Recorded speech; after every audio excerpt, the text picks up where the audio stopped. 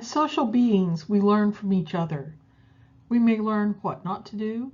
We may seek to emulate others because we admire them, or we may understand complicated concepts differently as a result of someone else explaining it to us in a way that makes more sense than the teacher's explanation had.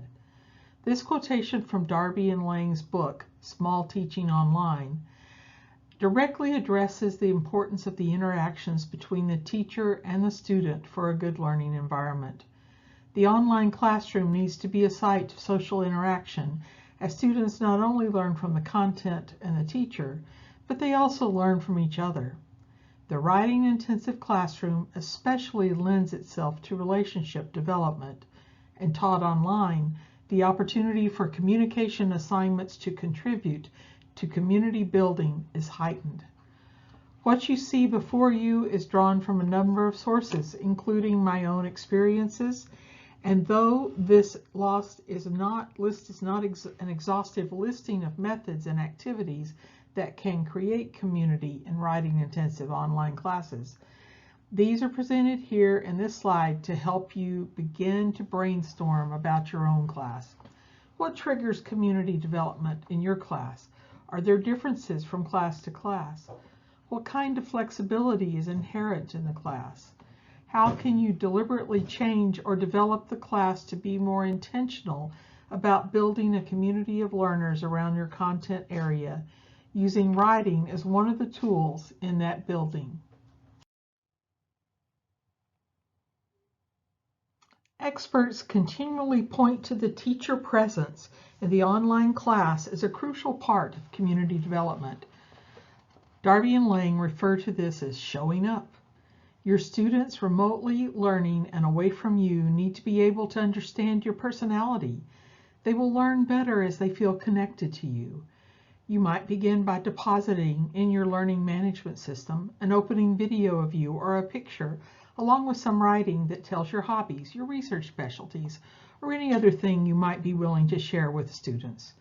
If you are teaching a special topics, you might share with them your journey into that passion for that subject area. Showing up might also mean actually engaging as a full participant in an online discussion, either writing or verbally speaking with them in a Zoom breakout session or a small group meeting. Some teachers post short videos at the top of modules to introduce the subject of the module. Writing announcements and reminders are important, especially for asynchronous classes. Your teacherly presence will motivate students to continue in the class in productive ways. Also, your feedback on projects and small assignments is all important, as it creates a dialogic environment for the students. Taking a moment to also respond to the whole class by summarizing the high points in their projects and the matters which need more attention as they learn can also be a way to connect with students. That encouragement for them as writers and thinkers is valuable, as is knowing that they are not alone in working to achieve the learning outcomes of the class. This feedback should be as prompt as you can make it. Students can begin to feel alone and that their work did not find an audience without good feedback. Considering using check-in appointments on the phone or on Zoom to convey feedback occasionally to students as well. Your voice and face will make the feedback more meaningful and compelling. During the semester, especially when a major project is introduced, hold a synchronous tutorial session or a Q&A so that students can get your ideas about the project and hear the ideas and questions of their peers. Have the students do an invention exercise in which they brainstorm ideas for the projects and then share them with each other. In this brainstorming and in other settings where you are working synchronously with students, plan on writing with them. Participate in the sharing part of that exercise too. Students will see how valuable you perceive communication in the class to be because you are in fact a full partner in those activities. Equally important in creating a real community of writers and learners is developing activities and assignments that require collaboration in order to complete the assignment. If there is a group activity, make sure they report back or have some other deliverable that demonstrates they have done the work of the group. Clear instructions and timelines are vital to the success of these events. Writing classes are especially fertile ground for establishing permanent writing response groups. Grouping students together around their chosen topic areas or some other means of sorting can foster real dialogue and a community of writers who over the course of a semester get to know each other very well because of multiple opportunities to share their developing projects. Some instructors use the standard discussion board in the LMS to great effect, going beyond mere posting and responding via text. Posting a student-made video about content in the course and having students write or record their responses can completely make a discussion board environment more lively and interactive. If speeches and presentations are required in your class, this would be one method of encouraging interaction. Students record or video capture their speeches, and the class responds using the toolkit they've learned about good speech making in the class. The student then can take the feedback and do the speech again, improving it. Again, the students feel they have a real audience who has knowledge to listen and respond to their work. Early in the semester, the students might engage in creating an encomium or a speech of praise. They interview each other, take notes, write a speech of praise and introduction, recommending the student to the class community. Then they record it. Such a compendium of speeches housed in the LMS creates a catalog of the accomplishments of the class and a sense of well-being and welcome. Other speech-type projects require preparation and writing and also require students to engage with each other. Class debates, either in synchronous time or in videos delivered to the LMS on class content, serve community building purposes well. Pairing weaker students with stronger can mean mentoring and support for students that need it, as well as leadership opportunities for well-prepared students. A teacher can also have students create content which then becomes useful in the class itself. In a writing in the humanities class I once taught, I decided to use Flannery O'Connor as a touchstone writer. We'd examine her growth as a writer and use some of the genres she wrote as models for our own writing. To save me from doing a great deal of lecturing or video creation on O'Connor's life and letters, we began the class with a conference. Every student was given a subject area from O'Connor's life or from her writing. 2 advanced students were made moderators and editors. Once students had their projects completed, these could be mounted into the LMS or on the teacher's website, along with a video of the presentation. Or it could be done synchronously during class time. The introductions, keynote address, and conclusion were all done by the editors, as was the final assemblage into a single document of all the work the students had done.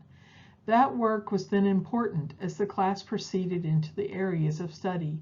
The students actually became the experts and would lead the class into understanding the new subject areas as we began that work.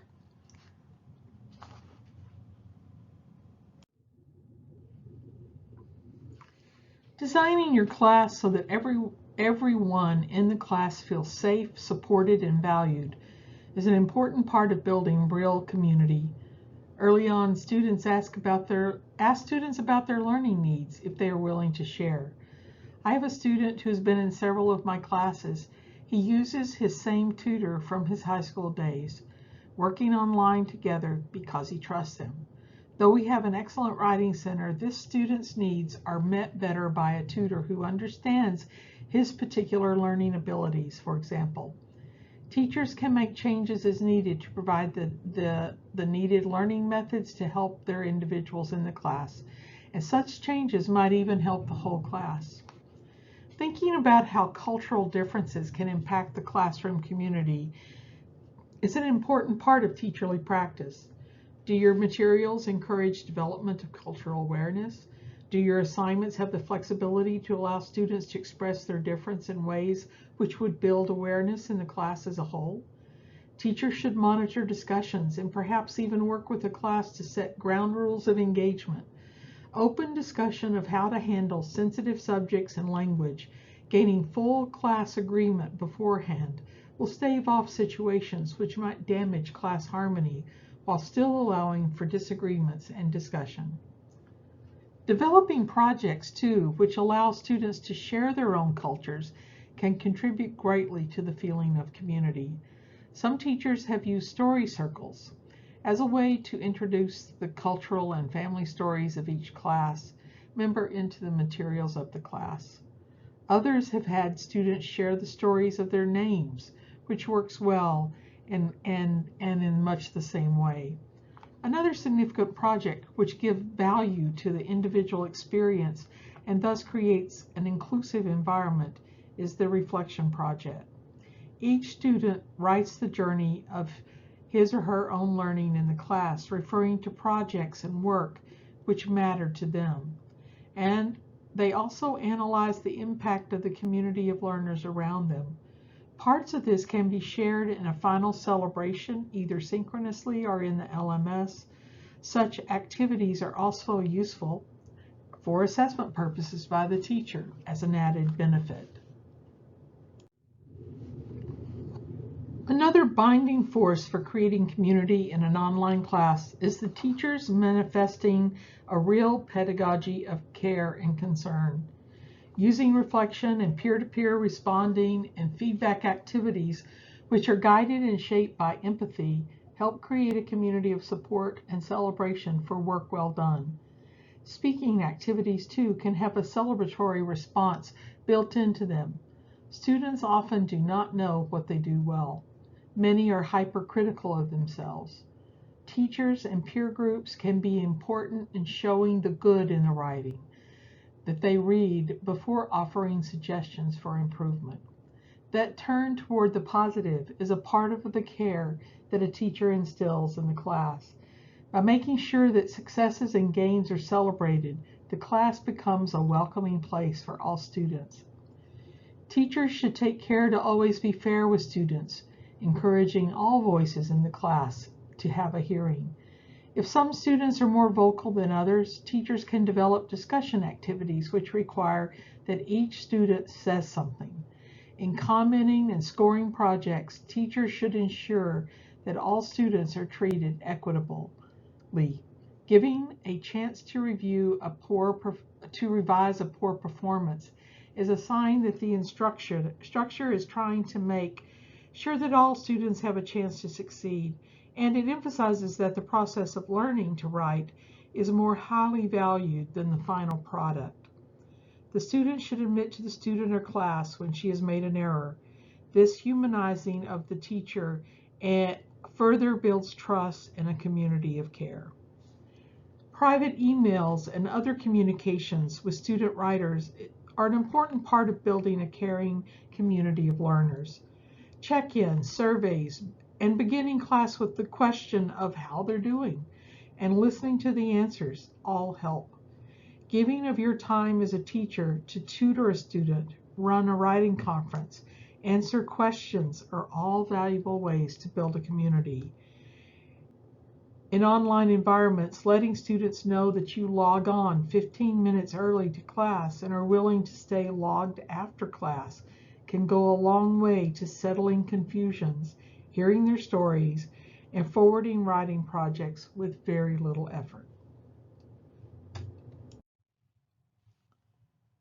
Vygotsky is known for his thinking about proximal development, or that zone of learning that awakens a variety of internal developmental processes that are able to operate only when the student is interacting with people in his environment and in cooperation with his peers.